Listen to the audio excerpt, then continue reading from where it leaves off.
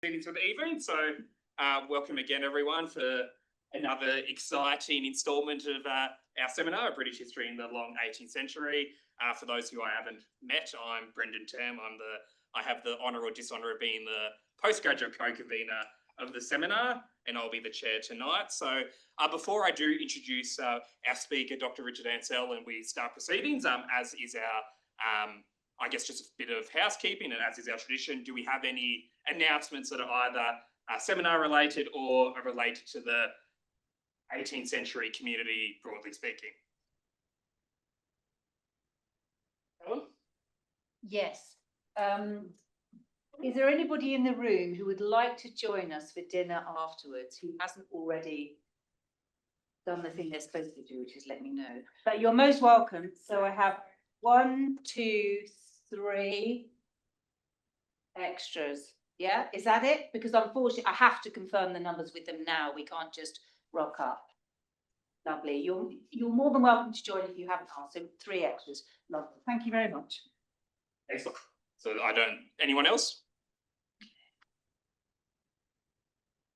Okay, I don't think I see anyone's hands up and no one online. So I will get started and there's feedback going.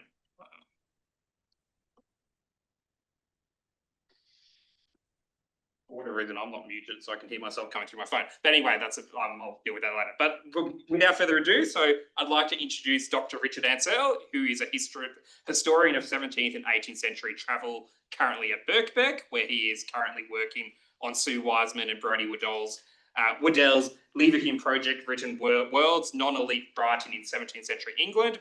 Richard has recently published 2 books. Firstly, and I can attest that it's great travel literature when you're travelling down from the Midlands to London for this seminar, which is Servants Abroad, Travel Journals by British Working People, 1765 to 1798, which we'll be hearing more about in tonight's paper. And also, this was published last November by Liverpool University Press. And secondly, No Country for Travellers, British Visitors to Spain and Portugal, 1760 to 1820, which was co-written with Professor Rory Sweet and published open access by UCL Press, that was in August, wasn't it? Yeah. Yeah, so quite recently. Yeah, but without further ado, Richard, I'll hand over proceedings to you. Well, thanks very much. Thank you for inviting me. Also, thank you very much for rearranging things from the original date in, I think, February, which is very kind of you. And thank you for coming, to people here and I think online as well. I want to start with I hope what is probably a record. Nice Pompeo Bottoni's portrait, in this case, of William Weddell in Rome. I could have chosen a lot of other similar portraits because it tells a familiar story. Weddell's depicted alone against a classical backdrop, a wealthy, young-ish, in this case, man who'd reached the culmination of an edifying journey to Italy in the mid-18th century heyday of the Grand Tour. And I've already used that phrase, Grand Tour, twice, as well as another time in my title. But I hope I'm doing so as much as kind of a historiographical term, perhaps more than a contemporary concept. And it is one that I've tried to look beyond in other work.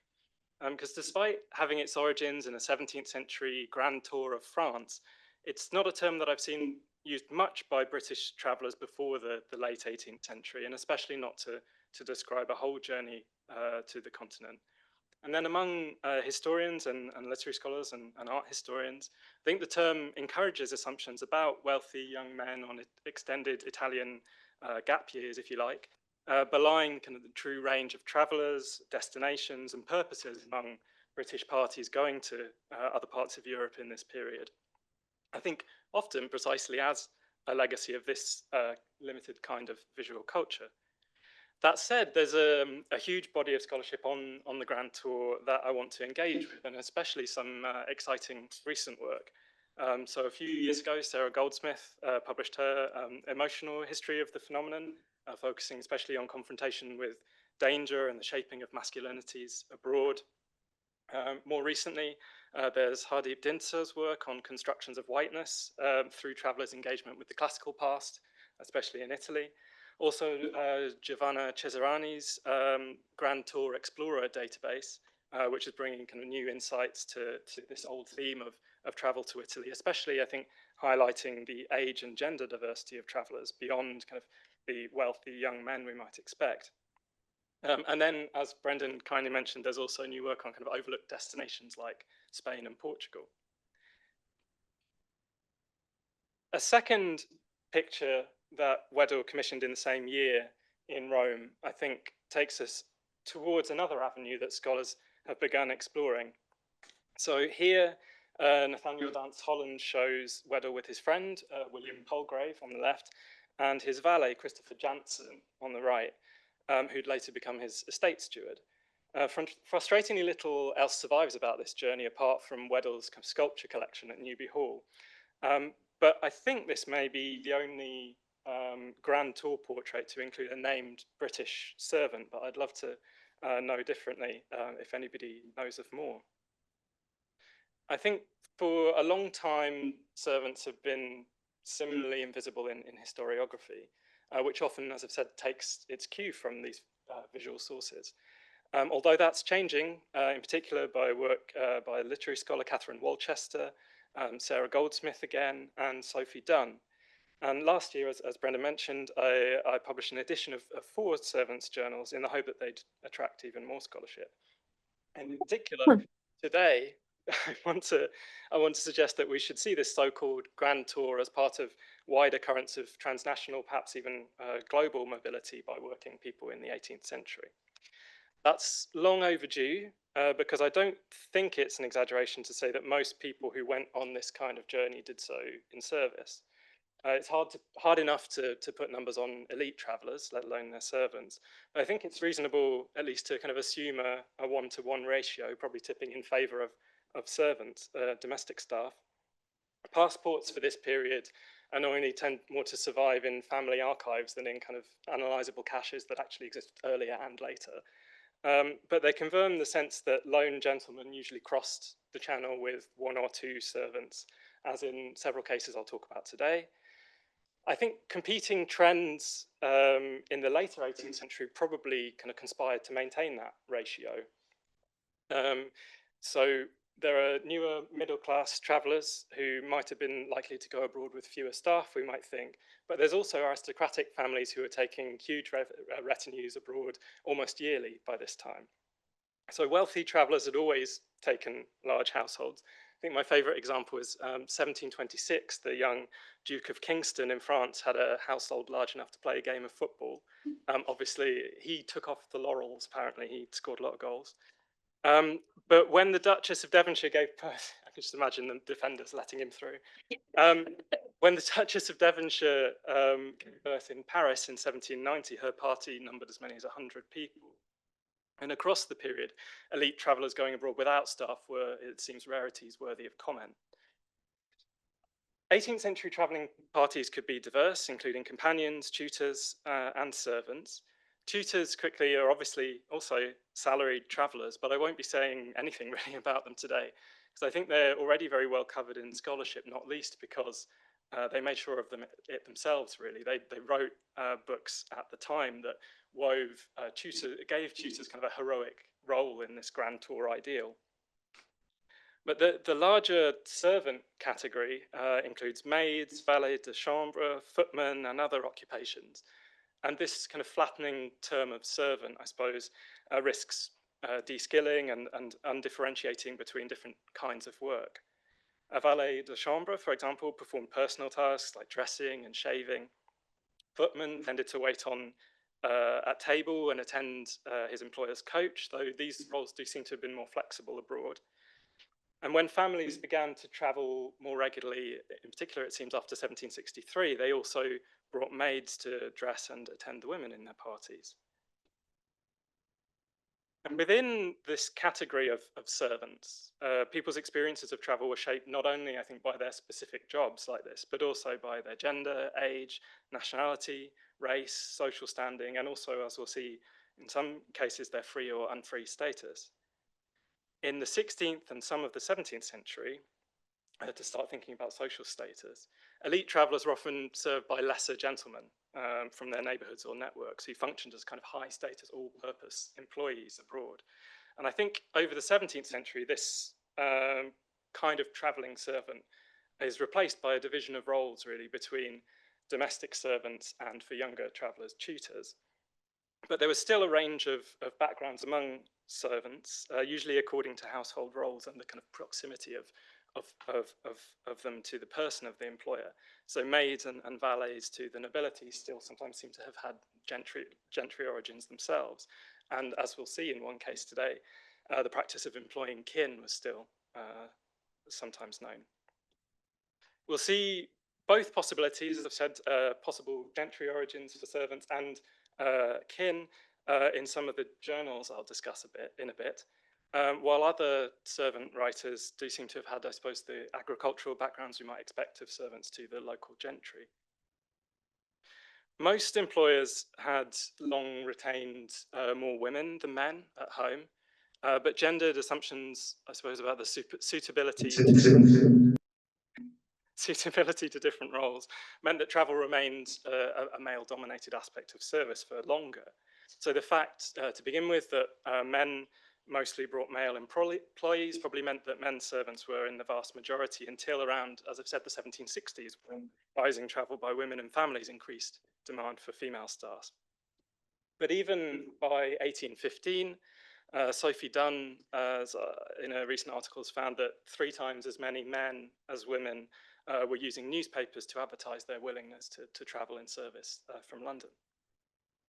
There was a broad age range among servant travellers, reflecting the fact, I think, that this tradition of adolescent life cycle service was fading over the 18th century in favour maybe of service as a lifelong occupation, at least in the cases that I'll talk about today. And in those cases, I'll be focusing on today, the writers, as I'll say, are in particular travelling between their probably late 20s and mid 40s. That said, other evidence suggests that some young men in particular saw service to different masters as a way to travel abroad. So a couple of biographies from the Ordinary of Newgate's accounts of young men executed after criminal trials suggest in these 2 cases that James Stagles and William McLaughlin had accepted precarious employment in exchange for, if you like, a chance to see the world. People advertising their service in newspapers, as in Sophie Dunn's article, also seem to have made a similar calculation.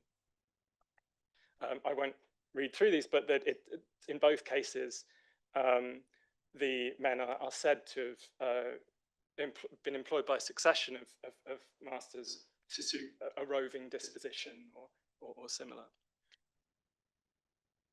The households of elite travellers from Britain were often multinational and sometimes multiracial groups.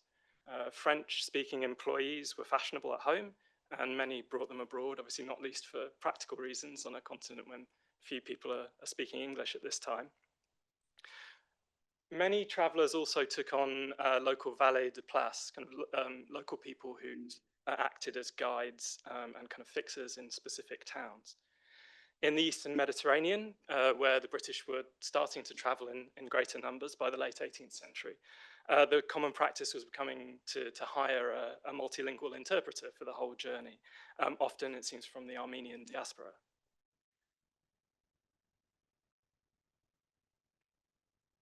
I'm grateful to Ed Town for letting me know about this Henry Tilson portrait of an unidentified page in Rome with Thomas Arundel in 1687.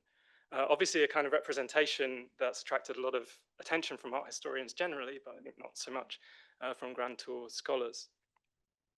Plenty of British leisure travel seems ultimately to have been funded by enslaved labour and kind of extractive colonialism. I suppose these are important contributing factors to the rise of travel from the 1760s.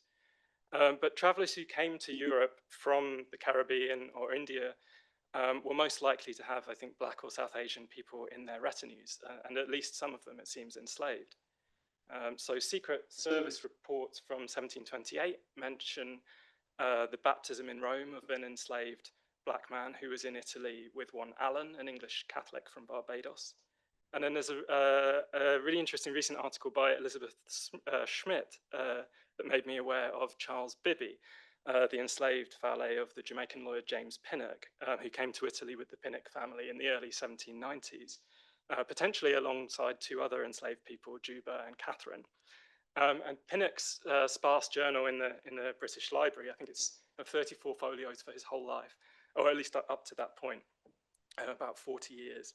That records that Bibby, as he puts it, successfully ran away from the party in Naples, becoming a cook on a Royal Naval ship. So travel to Italy was one way for, I suppose, Caribbean planters and professionals maybe to buy into the English elite, perhaps also into whiteness. But it also involved the forced mobility of enslaved valets, maids, and cooks. Continental travel in slavery could be, it seems, a horrific experience. On a journey to Russia in 1786, Sir Richard Worsley, it's actually Jeremy Bentham's account of this, regularly beat an unidentified Abyssinian boy who he had bought in Istanbul. But as Elizabeth Schmidt argues in this article, Charles Bibby suggests at least one of the opportunities possible in continental travel. So the presence of free or enslaved black people in traveling parties may also have depended on the destination. 18th people will possibly know much more about this than me, but 18th century France had dissuasive legislation governing the entry of non-white people into the country, especially after the 1777 Police des Noirs, whereas Rowie Sweet and I found several British travellers taking on African servants who aren't mentioned as being enslaved, at least, for journeys around Portugal and Spain, usually from Lisbon, which Britons always mention as a multiracial city. One experience of black travel in waged service emerges from Oluda Equiano's interesting narrative, where after he'd bought his freedom, he travelled as a personal servant and ship's steward to Portugal, Spain, Italy, and Turkey in the 1760s and 1770s. He was hired by a ship's captain to dress his hair. Equiano's experiences were different for many reasons, including that he wasn't part of, a travelling party per se. And I'll say more about his sightseeing and interactions with locals later on. But I hope reconstructing the composition and conditions of travelling households can reveal much more about black travel in service in the future. I think it seems also that East India Company soldiers and officials returning to England sometimes came home via the continent. So Arunima Datta's recent book, Waiting on Empire, describes this for the 19th and early 20th centuries, when passports allow us to know something about the individual people who were traveling with them in service. But I think it was probably happening earlier. I'm looking forward to doing more work on that. In that case, as in the Caribbean, I think it may be that the non-white presence in British travelling parties relates to the use of continental travel as a way for upwardly mobile people maybe to buy into the English elite, as I've seen myself among landowners from Ireland, and also into whiteness, as I've mentioned Hadib Dinsa's work argues. I hope this might be one avenue for connecting the Grand Tour to other kinds of voluntary and involuntary mobility, as well as imperial expansion. So having in different ways surveyed the people likely to have been in British travelling parties as servants, it's clear that I suppose a commonality of experience or a single view of the Grand Tour from below, if you like, would be hard to find. But nevertheless, I want to spend the rest of my time thinking about the experiences and impressions of some people who travelled in service. Servants rarely appear in the visual culture of continental travel, as I've mentioned. Notable examples like the unidentified servant here and Christopher Jansen aside, but they do feature more regularly in the writings of their employers. They rarely appear in their journals, especially men's, which tend to be quite formulaic accounts of sights seen and distances covered.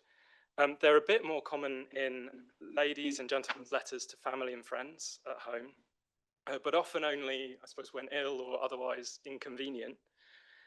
So again, Sarah Goldsmith's argued in relation to accounts of confrontation with danger that servants often act as foils for their employers' kind of self-representations. So they panic at a near shipwreck or afraid of the Alpine crossing, where their employer is able to say that they were stoic and courageous. So, and interestingly, Sarah Goldsmith argues that in a way, servants are playing a similar role to dogs in that sense of being this kind of panic-stricken other to their employers or owners.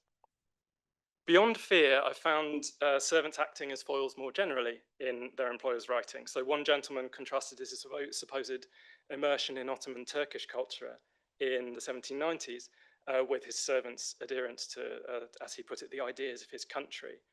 And Countess Spencer, who I'll talk about in a bit, sets her maid and Scaife's impatience at what the Countess calls a long, long journey in Italy. She contrasts it with her own kind of fortitude. So when servants appear in these elite letters and journals, I think they often do so more as kind of rhetorical devices than actual people. And again, as I mentioned, Catherine Worcester's argued, they, in a sense, are not only catering to the physical or bodily needs of their employers, but are also kind of supporting their self-representations as travellers in this way. So with that in mind, I want to turn now to travel writing actually by servants.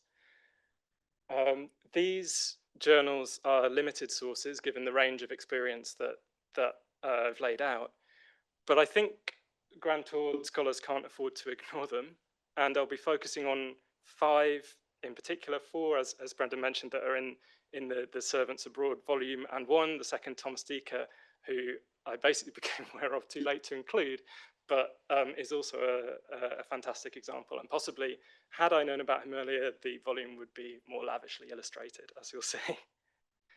So Thomas Addison goes to France and Italy with Sir William Farrington from Lancashire in 1765. Thomas Dekker travelled with Thomas Durrant.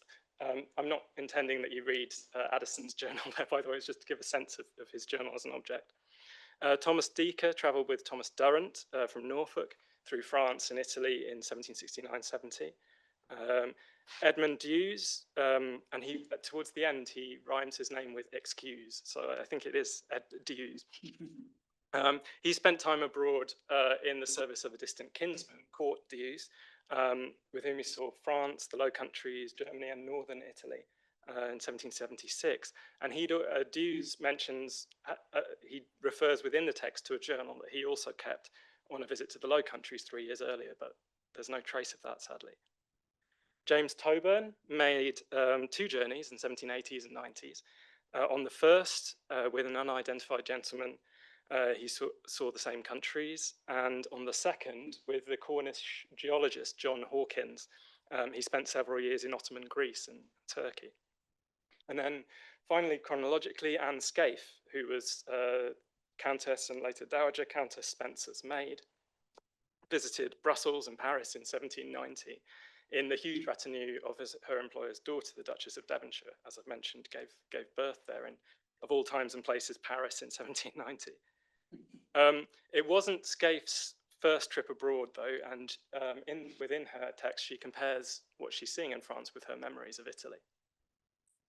In particular, saying the churches are better in Italy. Other servants' texts were published at the time, and I'll refer to them occasionally, including, as I've already mentioned, some parts of Equiano's interesting narrative.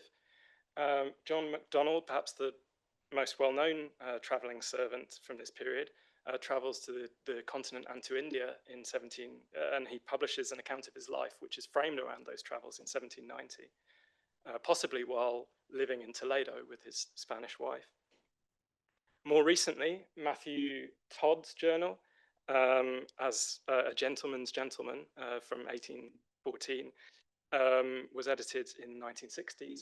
And then even more recently, Thomas Hammond's journals of his life as a kind of peripatetic trick rider, but who always calls himself a servant. Across mid-18th century Europe, they were published just a few years ago. So I'll focus on the 5 manuscripts that I've already listed, because in part because they were previously unpublished, but also as they are the texts and contexts that I know best. But also referring back to these other instances. In all cases, but in the case of these 5 too, these journals are obviously rare sources. To begin with, it was likely that their writers would keep, unlikely, sorry, that their writers would keep them at all. Their time was rarely their own, and writers had to carve out space from kind of really incessant duties, always being at beck and call. So Edmund Hughes tended to write up the day's events just before bed, if he could find the time. Addison, Deaker, Tobin, and Scaife made less regular entries, but they do, which I can say more about this if people are interested, but they do seem to have kept their journals while abroad, at least an original text. To do so, servants probably needed to be unusually motivated. And Deaker mentions that he missed some sights in Turin because his fellow servant was much more interested in wine and cards than curiosities. And obviously the person who's interested in curiosities is the person who writes the journal. And so it's certainly self-selecting in the kinds of insights we get. And then even if a journal was written, it was far from certain that it would come down to us. My examples, for one reason or another, mostly survive in the archives of their employers. So for Addison, Tobin, and perhaps Deaker, that reflected long service to a single employer. And for Anne Scaife, the fact that her journal became first-hand evidence of the legitimate birth of the Marquess of Hartington decades later. She was the first person to hold the baby at his birth, and it's suspected that one of the reasons his mother gave birth in France was that so she could substitute a baby in for him. And Anne Scaife's journal is taken into the Devonshire archive as proof that of his birth. Otherwise, servants' writings are far less likely, I think, to remain accessible to us. So we have, as in the case of the journal that Edmund Hughes mentions keeping in the Low Countries, but that can't be found. So we have Thomas Addison's original text and worked up versions in Tobin, Scaife's, and probably Deaker's own hands. But Edmund Hughes, the third one there, is an early 19th century copy. Again, I can say more about this, but the page is watermarked 1819, which is the year of his death. Obviously, it could be at any point after 1819, but it's tempting to see some kind of coincidence between his death and the taking of a copy. We probably have the journals of, as I've said, unusually motivated writers who had unusually close relationships, perhaps with their employers. So Addison, Deaker, Hughes, Scaife all travelled with households that they remained with for years, decades, in fact, afterwards, and had been a part of before travel. Only James Tobin travelled with several employers, I suppose reflecting the job mobility that we associate with 18th century service. And I've mentioned that they were all a bit older than we might expect. Addison, mid-40s, Hughes probably around 37, Tobin, 20s and 30s, and Scaife about 40. I'm still not sure about Deaker, though. You'll also notice that, especially in the long 18th century seminar, that my examples all come from the second half of the 18th century. My work on, that Brendan mentioned at Birkbeck at the moment on the Written Worlds project is on non-elite travel writing in particular, between kind of 1570 and 1730. And that's turning up a handful of journals by English servants in Italy or Istanbul from the late 16th century, but far fewer, interestingly, from the 17th and early 18th centuries. And given what I've suggested about the declining social status of someone who might call themselves a servant keeping a travel journal over that period, that might be not be too surprising to find kind of people calling themselves servants and keeping journals in the late 16th century and then not again until the late 18th. But I think the clustering of my examples, specifically from the 1760s onwards, isn't because of any rising literacy among servants necessarily, which seems, as far as I understand, to remain relatively stable over the century. But I think it is because, well, for two reasons. First, the general rise of travel from Britain to other parts of Europe after the 7 Years' War meant that more servants went abroad and so had the opportunity to keep travel journals. but also, secondly, the rising popularity and accessibility at a cheap, reasonable price of travel writing, which meant that more people perhaps had the inclination or inspiration to keep journals. So on the left, James Tobin prefaced his account with a list of reading matter, which I think is probably books he intended to buy, rather than books he took abroad with him. One of them mentions trying to buy a later edition if possible. And then on the right, Edmund Dee's title page, if it's faithfully copied by the 19th century copyist, which they do seem to have attempted to accurately represent everything else, as far as I can tell. His title page also gives a title and format which is perhaps reflective of print, and other features of the narrative, like his awareness of kind of readerly expectations that he tries to meet, suggest the influence of printed travel writing as well. For the rest of my time, I want to look at how these writers represent the work they did abroad, their relationships with their employers, fellow servants, and locals, and then also the sites they saw. And in a couple of cases, not these, we'll be able to think about how they presented themselves as travellers in the years afterwards. And to begin with their work, there's nothing in Anne Scaife's journal about her daily tasks apart from being present at the Marquis's birth, and only rare indications of their duties from Addison, Deaker, and Toburn. So all of them really focus on reporting the sites that they see abroad. Only really Edmund Dee's is particularly full of his daily jobs. And it quickly becomes clear from his journal that servants' labour was essential to travel. So on an average day, Dews got up at about 5 or 6 a.m. He woke his master, he made his breakfast, he dressed him. If they were settled in one place, he accompanied him around town. Travelling servants, it seems, at least from these writers, tended not to wait at table, but they bought supplies, and sometimes they cooked if local fare seemed especially unpalatable. John MacDonald says he had a kind of Queen of Scots soup up his sleeve if his employer didn't like the look of what was on offer. But then, as I've said, actually I haven't said, but it's possible that some households may have brought, especially wealthier households, may have brought their own cooks with them. Movement brought additional tasks from Dewes's journal in particular, packing, provisioning, scouting for accommodation on the road, and dealing with customs officials. So James Tobin at several points recommends appropriate bribes for people you might meet at different customs points. And one Frenchman who said that he was a prisoner of war in England and is determined to give English travellers as much trouble as possible lay in his power. So all these tasks brought servants into contact with local people. For a start, they lived and worked with the families who ran their accommodation. They disturbed hosts, hosts kind of often slept in, innkeepers, I should say, often slept in the kitchen or other public areas, so they kind of get disturbed for chamber pots at night or chocolate, a common Iberian breakfast in the morning for travellers. These conditions brought dangers and, in Deaker's case, some furious arguments, but also fostered some friendship. In Turin one morning, Dews found that the innkeeper's daughter, with whom he'd been practicing English, as Dews puts it, came in as I was making my master's toast and clapped her hand on my back and said, "How do you do, my dear Englishman?" And he also talks about returning to deal with washerwomen and porters who he knew already from his previous trip to the continent. In turn, servants had to develop a functional fluency in local languages for buying goods and arranging services.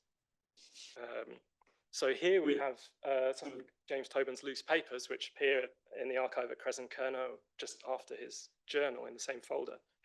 And in particular, a shopping list in a mixture of English and Italian for clothing and supplies. And his journal begins with a useful vocabulary list in French, Italian, and German.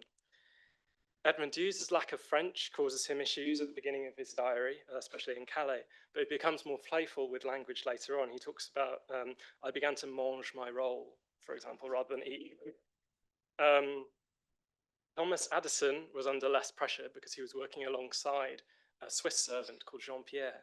And then in the Eastern Mediterranean, John Hawkins, James Tobin's employer, also employed an interpreter, Asphodor de Lazaros, who saved Tobin some more acute linguistic challenges. But this ability to speak local languages and, as I've said, to draw on local networks that already exist for services became key for those people who decided to market themselves as kind of expert travelling servants, people in, as in Sophie Dunn's article on London newspaper adverts. But people also developed this kind of knowledge by remaining in one household over repeated travel in this period. So in various ways, these journals give us a sense of the labour, both of their own and then also of local people that lay behind travel. And I think also they give a sense of the relationships that are involved. It's a very simplistic characterization, but traditionally the 18th century has been presented as a period of kind of elite withdrawal and a kind of domestic architecture of backstairs and hidden passages, distancing the nobility and gentry from their employees. The argument doesn't hold for most domestic staff who either, it seemed, lived out or lived in cramped one-person households, especially in London. But it is more valid, perhaps, for the gentry families who employed most of the writers I'm talking about today. So apart from Edmund Dewes, who had his own home in the village of Wellesbourne in Warwickshire, near his employer's house, the writers under discussion lived with their employers in England. But if employers at this level were separating themselves from their employees in this period, it was also a period of increasingly regular foreign travel, which forced closer day-to-day relationships on, I think, even the wealthiest families, as we'll see. This was especially true if a single gentleman travelled with one or two servants, when circumstances, and also it seems the temptation to save money, prompted kind of approximations and accommodations. So Dewes usually slept in the same room as his employer, sometimes on a second bed, sometimes a straw mattress on the floor. They usually ate apart at different establishments where possible or at separate tables. Dewes sometimes talks about receiving his master's leftovers. But travel forced them to take meals together in their small kind of two-person chaise or carriage. And Dewes records them chatting on the road. Sometimes he was invited to, as he puts it, put on his best coat and accompany his master to the opera or to the palace of Versailles. Addison always rode in his employer's chaise and always dined with his employer, Sir William Farrington. But Thomas Deaker makes clear that he ate different food separately with the innkeepers and coachmen rather than with his employer, and his employer improvised ways of keeping distance in sleeping arrangements. For example, when their carriage is taken apart to go on a barge across a river in Italy, the two gentlemen in the party kind of have that as their sleeping place, and the servants go outside the carriage. So possibilities for this kind of thing varied by country. There's a network by this time of inns and post houses in France and Italy that permitted the better maintenance of boundaries, probably, than more modest provision, at least in the telling of these travellers in Spain or Greece. So in Kalamata, Tobin and his employer ate and slept in a 9 by 5 foot room with 3 other people, as he mentions. Possibilities also varied by the size and wealth of the household. So we get little in Anne Scaife's journal about her relationship with the Spencers and Devonshires, as I've said, as part of an enormous travelling activity. But floor plans from the Spencers' later trip to Italy that I'm almost certain, well, actually, I am certain Anne Scaife was also on. They suggest rigid spatial divides, but also do show that number 8 is marked on the other side as a room that Anne Scaife and Lady Spencer are sharing between them, with, as you can see, a kind of a partition between the two, presumably sleeping areas. In any of these circumstances, we find hints of, I suppose, common experiences abroad. And incidentally, it seems these one or two servant all-male households of the kind that I've mostly been talking about, apart from in this case, were now quite rare at home, but common during travel, I suppose, heightening that sense of a kind of shared but maybe unusual experience. If life on the road is encouraging stronger bonds, though, it also put servants under their employer's eye. Most of the servant authors I'm talking about were probably writing for themselves and for family and friends at home, but they do usually seem to have done so in small rooms that they were sharing with their employers. James Tobin maybe had more space, because it's my theory that he may have written up his journal during a period that he spent alone on Zakynthos, while his employer went on smaller regional tours without him. But he must have written in the knowledge that his employer, John Hawkins, would come back, and may even have been, I think, compiling the text for his employer, because it combines two journeys, one that he'd taken with Hawkins and one that he'd done previously, and then also a range of advice on transport and accommodation. And Hawkins was very interested in the Ottoman Empire and especially Greece, and may have asked him to compile this information in particular on traveling in Ottoman Greece. In these kind of circumstances, maybe it seems that keeping a journal was itself part of the work of travel in service, although I think possibly only in that case that I'm talking about. But certainly it would have been bold to criticize an employer in writing under their nose and with the risk of being dismissed so far from home. So James Tobin's employer, Hawkins, had actually, on his previous journey to the continent, he did actually fire an English servant called George in Naples, and obviously left him to his own devices at that point. So it was very much a possibility in that particular relationship. Beyond labour relations, the journals also lay out relationships with other travelling servants. After unpacking, the first thing Edmund Hughes did in Turin, as he puts it, was to look a little about me to see if I could meet with another Englishman. And he found the British ambassador's servant and went with him, as he puts it, to a public house to drink together, the English custom. He socialised regularly with other servants, with other members actually of the ambassador's household, who show him something of the city on kind of little trips around Turin. Addison had similar relationships with the servants of other elite travellers abroad, as servants seem to have kind of provided each other with practical and emotional support away from home, because it does seem that wherever the British gentry and nobility came in numbers, so a large community of their servants. And although the British gathered together where they could, it's clear that these communities were also international. So I've mentioned that Addison's employer also brought a Swiss man, Jean-Pierre, and Hughes' employer also took on different valets de place as guides to specific towns, although neither of them talked too much about these co-workers. But longer journeys encouraged maybe stronger bonds and a greater impetus to write, as in the case of James Tobin and Francesco Baroni, who's the Italian servant of Tobin's master's travelling companion in the Eastern Mediterranean. Alongside the party's interpreter, Asfador de Lazaros, they would sing and play guitar in the evenings in Greece. But when Baroni sleepwalked through a window in Athens and fell to his death, I think 20 feet to his death, Tobin writes about rushing to his side, washing his clothes, and packing up his belongings, and he records the event and Baroni's funeral with great sadness in his journal. And as their employers' letters mention, Tobin had been, as Baroni's employer puts it, Baroni's intimate friend. So far from home, servants, as I've said, find this practical support and emotional community among colleagues from Britain and also from elsewhere.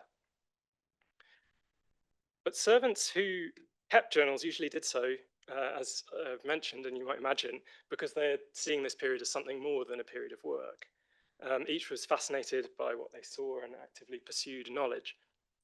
They accompanied employers on sightseeing, so through churches, palaces, art collections, but some of them weren't only there out of obligation, see.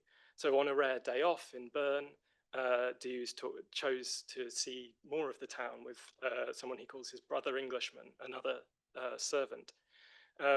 When they used their free time to do this kind of sightseeing, though, servants usually seem to have travelled by foot rather than by carriage, as they did with their employers. Often very long distances. So Dews jokes, my master begins to talk of leaving Paris, which is very lucky for me, otherwise I must prepare my soul soon. And he talks about doing these enormous walking itineraries around the city and suburbs. I've said that Oluda Equiano was a shipboard servant rather than necessarily a member of the travelling party. But in his interesting narrative, he also makes the most of Mediterranean voyages as sightseeing opportunities, and he presents finding this kind of work as he puts it, extremely fortunate. The fact that the captain always lodged on shore gave him, as he put it, frequent occasions of gratifying both my taste and curiosity. So in Nice and Tuscany, he's struck with the elegant buildings, extraordinary good wines, and rich fruits. And in Spain, he admires Malaga Cathedral, but was shocked, as were many travellers, by bullfighting. His account of Izmir or Smyrna in Turkey focuses on the kind of plentiful and high quality fruit and wine, but he also remarks on, as he puts it, the great civility of the locals, whom he thought generally, as he says, fond of black people. Despite this kind of range of engagement with local sites and people, I think it is obviously important to recognise limitations on what servants could do. As I've said, their time was rarely their own, and they usually had very little control over their itineraries. So Dews fitted these enormous walks around his duties. So he gets up as early as 4:30 a.m. in Paris to go on walks before needing to wake his employer. And he had no role in, a decision that he discusses of his employer turning back homewards at Parma, rather than continuing to Rome. When they didn't stop in Pavia, he presumed, as he puts it, there's nothing worth seeing, or else my master would have contrived to see it. Thomas Dekker plotted these strip maps of their route through France and Italy, although the accompanying text makes clear that he had very little say in planning these routes. I realise that looking at the slide, I probably should have left more time for us to look at this one. But it gives us a sense of how some of the illustrations by Dekker that I'll be discussing in a minute are also set alongside the journal, the text of the journal. And there are, I think, maybe about 15 of these pages of strip maps. These servants carved out time for sightseeing because they were excited by opportunities to pursue their interests, but they often overlapped with what we might imagine as the priorities of their employers, the Renaissance artworks and classical ruins that are at the heart of our ideas of the Grand Tour. So Dekker has extensive descriptions of Italian art. This is his sketch of the Arch of Constantine in Rome, where Toburn also enjoyed antiquities and fine paintings, as he puts it. Addison has an impressive grasp of classical history, although with all of these servants, I haven't been able to find enough about their biography to think about their educational background, sadly. Some knowledge seems to have come from the antiquarian guides who they saw on site, but also from conversations with their employers. So Dews' master assumed what he seems to have thought of as a teacherly role. He translates from guides for his servant and adds his own observations, which Edmund Dews talks about noting down with pencil and paper. So while the journals kept by the gentry and nobility, especially the men among them, were supposed to be, I suppose, monuments to taste, servants, much like the women in Rowie Sweet's book about travel to Italy, may have been under a little bit less pressure to demonstrate the learning that they were acquiring in Italy, and freer to write about the things that genuinely interested them. Addison's is the only journal we can compare to an employer's text for the same journey. And it shows, I suppose, and this is actually Chef Rogers' point about those two journals, that it shows a capacity for wonder, maybe at sites that his employer, Sir William Farrington, is much more keen to demonstrate familiarity with. They also document maybe the kind of requirements for entry into spaces of connoisseurship, which their employers' writings take for granted. So Dieuze is told by his master in Dusseldorf, you must shave yourself or else they won't let you see the pictures. So if servants, I hope, bringing new angles on these familiar topics, they also pursued their own priorities. Here are some of them. Dieuze and Toburn, both interested in agriculture. They record plenty about crops and practices as they're going through the landscape.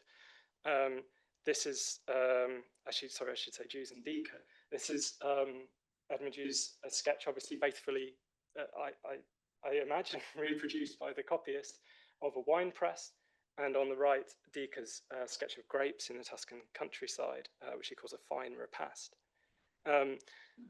Their souvenirs reflect these kinds of interests as well. Dieuze brings home curious seeds that he's collected in Flanders, France, and Germany.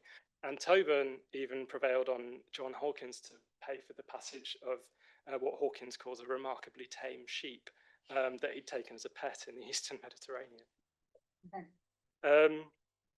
I could say more about the different ways that servants are representing their particular interests. One that I would pick out briefly is a couple of these journals give clues, at least, to the engagement of British working people's first-hand encounters with the early French Revolution. Toburn was stuck there in the earliest weeks and talks about being stuck inside, needing to wear a national cockade whenever they went outside, and being impossible to get a passport to come home. Anne Scaife, as I've said, her employers deliberately chose to go to Paris during that time, so they believed they were already in Brussels and believed, because of the tides of revolutionary fervour, that Paris was actually safer than Brussels at that point. During that time, Anne Scaife visited the ruins of the Bastille, thousands of others. She saw the royal family under effective house arrest at Saint-Cloud. And she went daily to see the kind of massive preparations for the Fête de la Fédération, the first anniversary of the fall of the Bastille on the Champ de Mars, so just across the river from where her employers had taken a house. She records of the ceremony itself, the kind of banners, acclamations, a crowd of thousands despite the rain. And that evening, she writes, it was a great and memorable day, such as was never seen anywhere. And finally, I promised, hopefully I have a couple of minutes, I promised something about how these writers remembered their travels. So to begin with, as I've said, it wasn't a once-in-a-lifetime event by this time. For some, it could also be a gateway to longer-term migration. So in Toburn's journal, he uses several inns run by English families or individual men or women who are mentioned as having first, or we can establish first went out as travelling servants and established hotels or inns. The couple of the writers I mentioned less frequently, John MacDonald and Matthew Todd, are examples of that themselves. They kind of marry into the families who run some of the accommodation they stay at in Savoy and in Toledo and Savoy, respectively, and stay there at least for some years before coming home again. By contrast, most of the people I've talked about today continued serving the families with whom they travelled. And the writer we have most evidence for after travel is Anne Scaife. I mentioned she was particularly interested in the Fête de la Fédération, but much of her account actually comes unacknowledged from Helen Maria Williams's account of that day, published several months after Anne Scaife had come home. So it's clear that she's reading about Paris and supplementing her own memories. She often uses William's account as a prompt, and she adds her own memories to that. So she's, much as people have argued about elite travellers in this time, they kind of read afterwards to reinforce and transform their memories. She also brought home little souvenirs, souvenirs. Her will leaves a view she bought in Italy, little plants I collected in Italy, 6 large teaspoons given me in Italy, to her niece, because as she puts it, I think she'll value them. She also leaves her nephew several beloved scrapbooks, but says when his sister wishes to read in them, either she may. And this is one of them in the Louis Walpole Library. It's got clippings on a lot of different subjects, but the ones that are particularly interesting to me are traces of Italy, including envelopes here with the handwriting of the Queen of Naples, donated by the Queen's friend, Countess Spencer, but annotated in Anne Scaife's hand. And these kinds of printed views, plants, teaspoons, scraps of paper are, I suppose, far from the portraits and sculpture that dominates studies of the Grand Tour, but they were valued reminders of experiences that Scaife treasured for the rest of her life and hoped to pass down. In Dieker's case, it may very quickly include a self-portrait. This is an image that's at the very beginning of his book, but seems to be based on, as you can see, well, probably can't see actually because it's very low down, but it's Monsieur D.R. riding post. And it appears at the front of the journal, but it's, I think, very clearly based on a Bunbury print that appeared 4 years after Dieker came home. So another example of reworking travels, but also perhaps jokingly in Dieker's case, fashioning himself as a kind of Frenchified, experienced traveller. So to finish very quickly, I think these journals only offer a very partial picture of servants' encounters with continental Europe, men and a woman who were motivated to write and had close enough relationships for that writing, with their employers for that writing in manuscript to survive. Theirs was emphatically not everyone's experience, from the peripatetic young men in The Ordinary of Newgate's accounts to the enslaved valet Charles Bibby. And the kinds of interpersonal and spatial dynamics I've been talking about must have varied greatly. That said, I hope it is clear that continental travel was an important part of working people's mobility in the 18th century, and that their work supported what we perceive as the Grand Tour, and that also, as I hope to explore further, their travels can connect in several ways to imperial expansion in terms of the funding and makeup of some traveling parties.